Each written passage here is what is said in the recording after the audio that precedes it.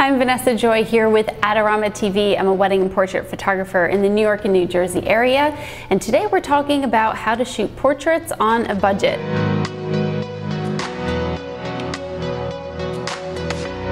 I'm going to be using some entry-level gear, a little reflector that I'm currently lighting myself with, and a lens that you can grab for, not thousands of dollars. I'm shooting with the Canon EOS Rebel T7 and their 51.8 lens. This is a great combination for portraits. Yes, you could use a longer lens, but I wanted to give you something a little bit versatile so you could shoot close up, head and shoulders and further away. And I didn't want to intimidate you with any extra heavy, expensive gear. We're gonna make this all happen, beautiful portraits with this. All right, so first thing that's actually important when it comes to all photography, not even just portraits, is you have to find the light. This matters more than your gear, more than your expensive flashes. Finding the light, natural light as is what you want to do when you're shooting natural light anyway. So we have Julianna here in a beautiful area. Now we have a nice big window. A big window is going to produce a big light as long as she's close to it, and that means a nice soft light. And we want that light coming into her eyes. So if you look from my point of view, we have light coming into her eyes. We do have a shadow side on this side, and we have a light side on there. And then Julianna, if you turn your nose this way a little bit, see how just that little turn, now both of her eyes are nice and lit. There's not as much of a shadow on the left side of her face, and then a little bit more of the right side of her face was illuminated. This is key to any portrait. So this is kind of where we're gonna start.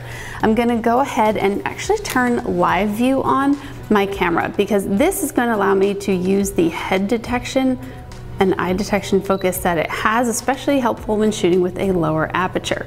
Now, I am going to set this to aperture priority. I've decided aperture priority because I know I want a lower aperture to sort of blur out the background and make it less distracting. So I'm gonna go ahead and set my aperture here.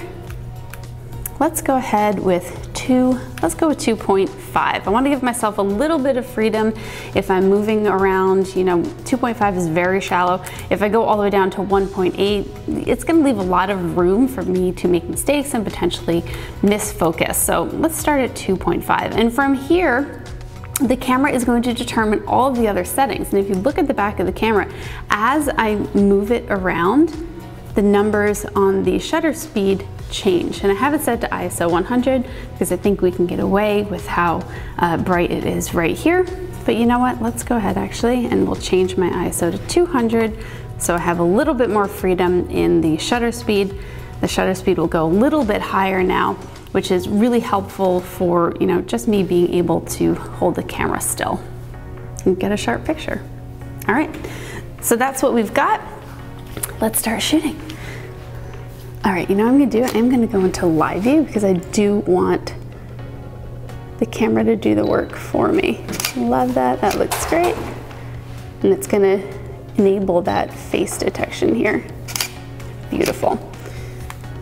Nice. And I do want it focusing on her front eye, so maybe we can help it out a little. Good. All right, and let's do some, not with live view in the regular focus mode. Got some stuff that I like. Now I just want to change it around a little bit. One thing I realized I had this set on the wrong white balance.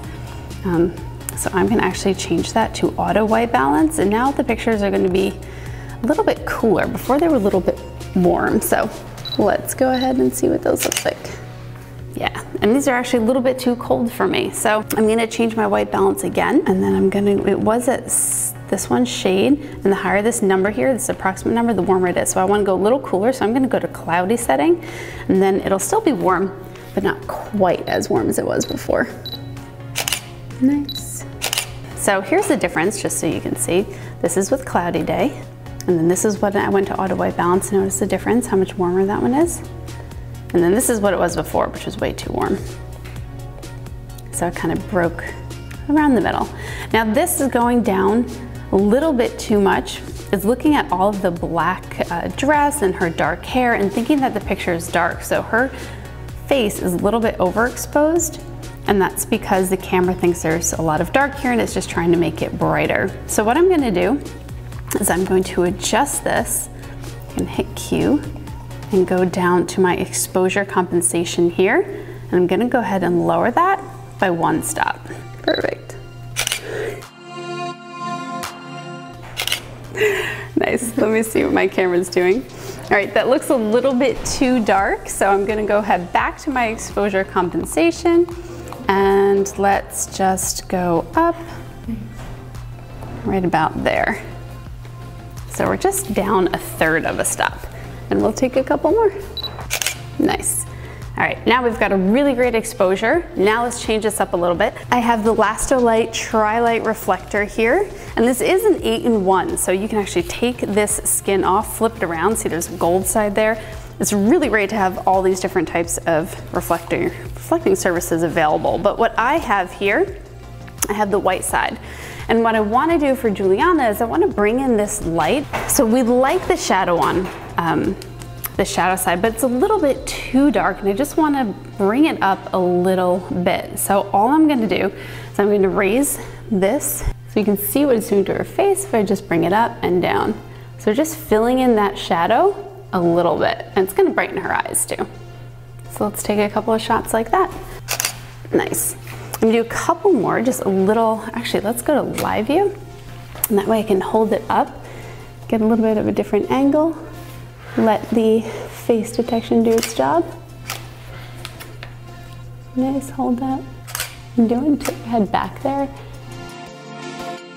All right, so now that we've got some close-ups, let's just take a few a little bit further away, get a different angle to finish out this portrait session. All right, so what I've done is I've backed up a bit and I've created a little bit of foreground with this lovely fake plant, and having some foreground just adds a little bit more of, I don't know, an added element to the photo that makes it slightly more interesting. So we're gonna use this, let it be in front while Julianna is in back. Let's give this a shot. So Julianna is turning her hips away from the light, and that's gonna not only give her a nice hourglass figure, but it's going to put her stomach into shadow, which actually slims it down. And then she's gonna make sure that her head stays towards the light so that, again, the light goes into her eyes and they pop. Nice.